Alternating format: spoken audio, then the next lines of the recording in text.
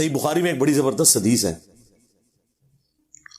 جو میں نے ہی ایک دفعہ اپنے ممبر سے بیان کی ہے، ادروائز وہ حدیث آپ نے کبھی سنی نہیں ہوگی، کیونکہ اس کے ساتھ 295C جڑی ہوئی ہے۔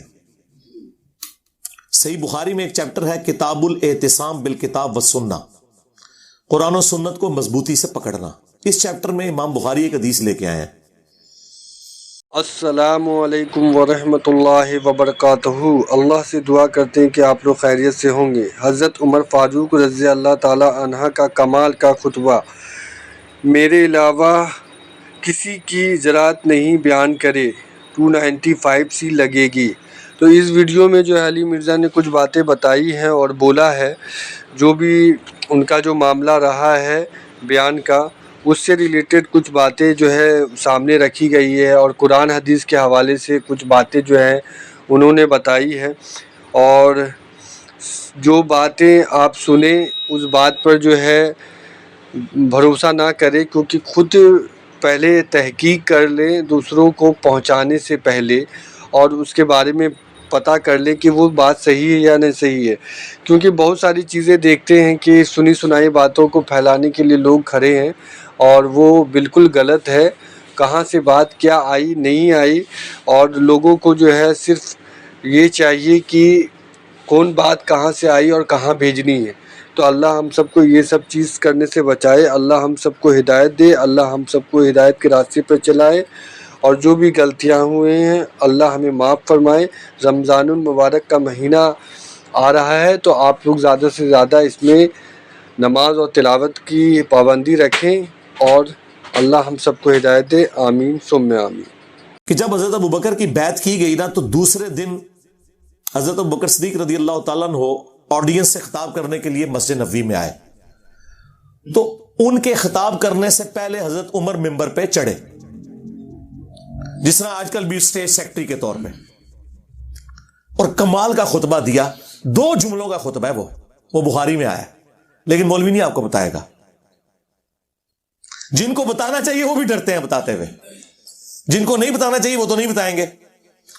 حضرت عمر کے الفاظ ہیں کہ دیکھو، یعنی حضور کے غم کی وجہ سے لوگ دکھی تھے، یعنی جس شخصیت کو آپ اپنے ماں باپ اولاد سب سے بڑھ کر عزیز سمجھتے ہیں اور وہ دنیا سے چلی جائے، تو صحابہ کرام کی تکلیف کا اندازہ کون کاٹ سکتا ہے۔ تو سیدنا عمر نے کہا کہ دیکھو، اللہ نے اپنے نبی کے لیے وہ پسند کیا جو اللہ کے پاس تھا، وہ اس سے بہتر تھا جو دنیا میں ہے۔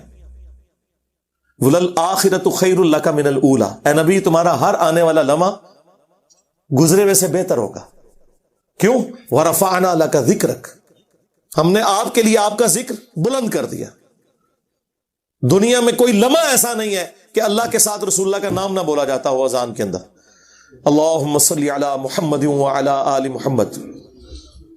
تو حضرت عمر کے الفاظ ہیں کہ اللہ تعالیٰ نے وہ پسند کیا جو تمہارے نبی کے لیے بہتر تھا، لیکن اللہ نے تمہارے لیے تمہارے نبی کے جانے کے بعد وہ کتاب چھوڑ دی ہے جس کتاب کے ذریعے اس نے اپنے نبی کو ہدایت دی تھی۔ اب یہ بڑا خطرناک جملہ تھا، خطرناک جملہ تھا، خطرناک سے بھی اگلا ورژن۔ تم بھی اس کتاب کو پکڑو گے تو ہدایت پہ قائم رہو گے۔ اور پھر اس جملے کو ریپیٹ کیا، اس کتاب کو، کہ جس کتاب کو تمہارے نبی کی ہدایت کا ذریعہ بنایا۔ اچھا، اس کا یہ مطلب نہیں نعوذ باللہ کوئی رسول اللہ گمراہ تھے، نہیں، قرآن میں واضح آیت ہے، ما ضل صاحبکم وما غوا، تمہارے نبی نہ کبھی بہکے ہیں نہ کبھی بہرا چلے ہیں۔ یہاں پہ بھی ضلہ کا لفظ آیا ہے۔ یہ کیا ہے جو قرآن حکیم میں اللہ تعالیٰ نے فرمایا ووجدک ضالا فہدی، اے نبی ہم نے آپ کو اپنی محبت میں خود رفتہ پایا اور ہدایت کے بلند ترین مرتبے پر پہنچا دیا۔ ضال کا مطلب گمراہی بھی ہوتا ہے، ضال کا مطلب کسی کی محبت میں ڈوبنا بھی ہوتا ہے۔ ان ابانا لفی ضلال مبین، حضرت یعقوب کے بیٹوں نے جو خود صحابی تھے اپنے باپ کے بارے میں کیا کہا تھا کہ ہمارے ابا جان تو یوسف کی محبت میں ڈوب چکے ہیں۔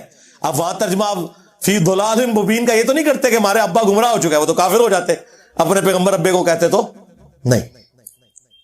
ووجدک ضالا فہدی، احمد بریلوی نے بالکل صحیح ترجمہ کیا، مولانا مودودی نے بھی صحیح ترجمہ کیا، اپنی محبت میں خود رفتہ پایا اور ہدایت کے اعلیٰ منزل کو پہنچا دیا۔ یہی مضمون سورہ شورا میں بھی ہے کہ ہم نے اس قرآن کے ذریعے اے نبی آپ کو اس اعلیٰ درجے پر پہنچایا. ما کنت تدری ما الکتاب ولا الایمان، اس قرآن کے نزول سے پہلے آپ نہ کتاب جانتے تھے نہ ایمان کی تفصیلات، بلکہ اللہ نے اس کو ہدایت اور نور کا ذریعہ بنایا. وَإِنَّكَ لَتَهْدِي إِلَىٰ صِرَاطٍ مُسْتَقِيمٍ، اور نبی بے شک اب آپ بھی لوگوں کو ہدایت کی طرف بلاتے ہیں.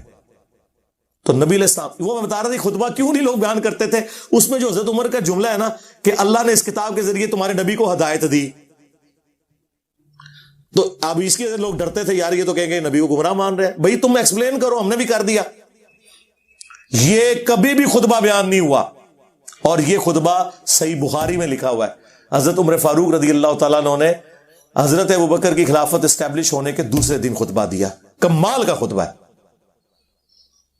اور قرآن اتنا سٹرونگ ہے اس حوالے سے کہ بخاری مسلم میں جو حدیث شفاعت ہے، جو نبی علیہ السلام ہماری شفاعت کریں گے انشاءاللہ، اس کے اینڈ پہ آتا ہے کہ نبی علیہ السلام کہتے ہیں جب میں آخری دفعہ جہنم کی طرف جاؤں گا تو داروغہ جہنم مالک علیہ السلام مجھ سے کہیں گے یا رسول اللہ اب آپ کا کوئی امتی بھی دوزخ میں باقی نہیں ہے سوائے اس کے جسے قرآن نے جنت میں جانے سے روک رکھا ہے. قرآن جب روک لے گا نا تو کوئی نہیں بچا سکتا. یہ ویسے شعر ہے، خدا کا پکڑا چھڑائے محمد کا پکڑا چھڑا کوئی نہیں سکتا. کتنا یہ ظلم کر رہے ہیں، اللہ اور رسول کا مقابلہ کروا رہے ہیں، نعوذ باللہ. اور بخاری مسلم میں لکھا ہے کہ یا رسول اللہ قرآن نے روک لیا ہے، اب آپ کی شفاعت بھی ان کے کام نہیں آئے گی جن کو قرآن نے جنت میں جانے سے روک لیا. اور قرآن نے کن کو روک لیا؟ انہ من یشرک باللہ فقد حرم اللہ علیہ الجنہ ومأواہ النار وما للظالمین من انصار. بے شک جو کوئی بھی اللہ کے ساتھ شرک کرے گا اللہ نے اس پہ جنت حرام کر دی ہے، اس کا ٹھکانہ جہنم ہے، وہاں اس کا کوئی مددگار نہیں ہوگا. قرآن نے جنت حرام کر دی ہوئی ہے. حتیٰ کہ بخاری اور مسلم دونوں میں حدیث ہے اللہ نے ہر نبی کو ایک مقبول دعا دی تھی جو اس نے دنیا ہی میں کر لی، لیکن میں نے اپنی دعا چھپا کے رکھی ہے قیامت کے دن کے لیے، اور میری اس دعا سے میرے ہر امتی کو نفع پہنچے گا سوائے اس شخص کے کہ جس نے دنیا میں اللہ کے ساتھ کسی قسم کا شرک کیا ہوا. Shirk is the most sensitive issue in the sight of Allah. اور شرک اور نماز یہ دو سینسٹیو ٹاپکس ہیں.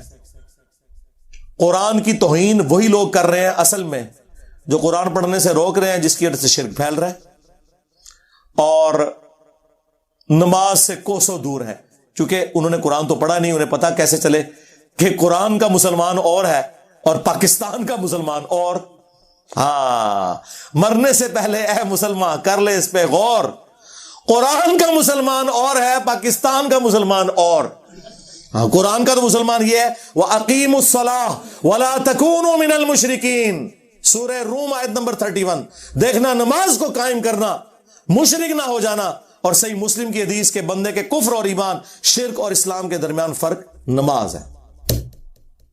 باقی اس پہ تو کافی بولا جا سکتا ہے، میری کئی ایک ویڈیوز ہیں وہ آپ دیکھ سکتے ہیں. اس حوالے سے میں نے یہ موقع غنیمت جانا کہ میں مسلمانوں کے دماغ کے اوپر سٹرائک کروں. سب سے بڑے تو دشمن آپ لوگ ہیں جو جزدان میں قرآن کو لپیٹ کے، اور دیکھیں جو مہنگے والے قرآن ہوتے ہیں نا ترجمے والے، ان کے اوپر غلاف بھی چڑھا ہوتا ہے تاکہ تصور سے کہ میں اس کو اتنی دفعہ یوں کروں گا کھولے ہی نہ، وہ ادھر ہی پڑھا رہے. بلکہ میں نے تو ریکویسٹ کی ہے کہ پاکستان کے آئین میں جہاں یہ چیز شامل ہے کہ پاکستان میں قرآن غلطیوں سے پاک پرنٹ کیا جائے گا، یہ بہت بڑا جرم ہے. اس لیے قرآن کے اینڈ پہ لکھا ہوتا ہے کہ اگر کوئی غلطی دیکھیں تو واپس بھیجیں، ہم آپ کو نیا نسخہ دیں گے. پاکستان کے آئین میں یہ چیز بھی داخل کی جائے کہ بغیر ترجمے کے قرآن چھاپنا حرام ہو.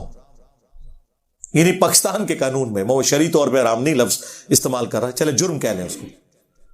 بھئی پاکستان میں کیا تک بنتا ہے جہاں 99.99% لوگ عربی نہیں جانتے ہیں، وہاں عربی والا قرآن صرف پرنٹ کرنا کتنا بڑا ظلم ہے. مولانا مودودی رحمہ اللہ کا ترجمہ پرنٹ کیا ہے ترجمان القرآن والوں نے، وہ بڑا زبردست ہے. ویسے تو آپ دیکھتے ہیں نا اوپر عربی نیچے اردو، انہوں نے پتا کیا کیا ہے، ایک صفحہ پورے کا پورا عربی اور اس کے سامنے والا صفحہ اردو.